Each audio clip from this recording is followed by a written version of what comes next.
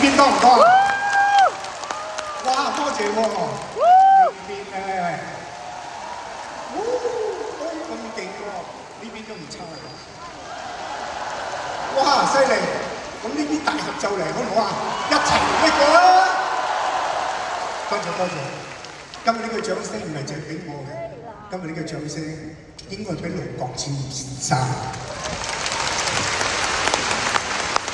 喺我哋講述同阿沾哥，我哋大家嘅一個好密切嘅關係之外咧，我首先講個抱歉。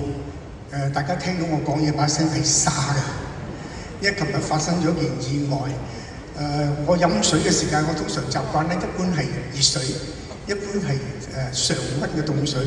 我屋企嘅姐姐咧，咁啊將嗰個溫度個作杯咧，佢做咗嘢幾年啦，佢竟然間調轉咗，因為我個飲常溫嘅水咧係用一個飲管啜嘅。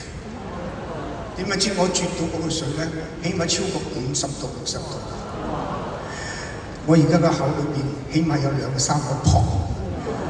我個喉嚨咧係琴日錄傷咗，我驚住我今晚唱唔到啊！咁所以，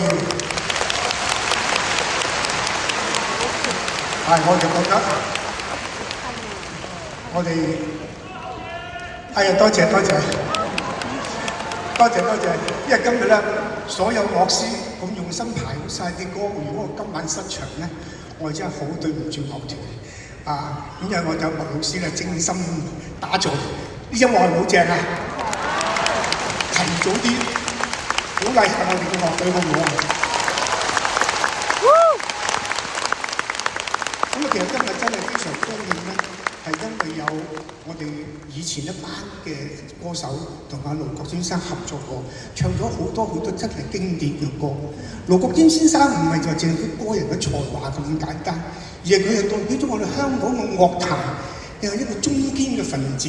佢嘅歌唔止影響咗我哋香港本地，如果你哋大家有留意到，就係幾乎佢嘅歌係影響到全部有中國人嘅地方，我哋叫大中華嘅地方。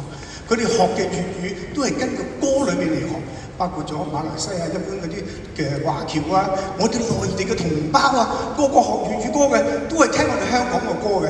而盧國沾先生咧，佢一生佢著作超過3000首歌，你話勁唔勁啊？係我哋香港人嘅面子爭光啊！所以今晚咧，大家能夠一齊喺度趁呢個熱鬧，能夠支持阿沾哥，能夠支持我哋中國粵語嘅歌壇，我哋香港嘅歌壇，我覺得你大家都有一份好大嘅功勞啊！多謝你哋。咁啊，沾哥同我嘅關係而家講翻，因為沾哥咧同我並唔係一個歌手同一個作詞家嘅一個關係。我哋曾經喺亞洲電視、麗的電視呢2個朝代，我哋合作無間。我係負責戲劇組，睇埋綜合組，即係全台嘅製作方面咧，我係同李少紅先生一齊去負責。咁李少紅先生既係我師傅，又係我嘅拍檔戰友。咁而盧國沾先生咧，都係我嘅戰友。佢當時掌管住電視台嘅宣傳部，所以我哋做緊嘅電視劇一定要同佢傾。我哋中意講古仔，我中意嘅寫詞家個主題曲咧，係能夠講到我哋嘅戲嘅重點，所以沾哥特別同我夾得嚟嘅。咁當我有段時間離開咗亞洲電視，終於隔咗段時間，我哋重返亞洲電視，所以沾哥非常之雀躍。咁佢知道我寫呢個戲叫做《再向釜山行》，咁佢特別咧了解我嘅心情之後，佢精心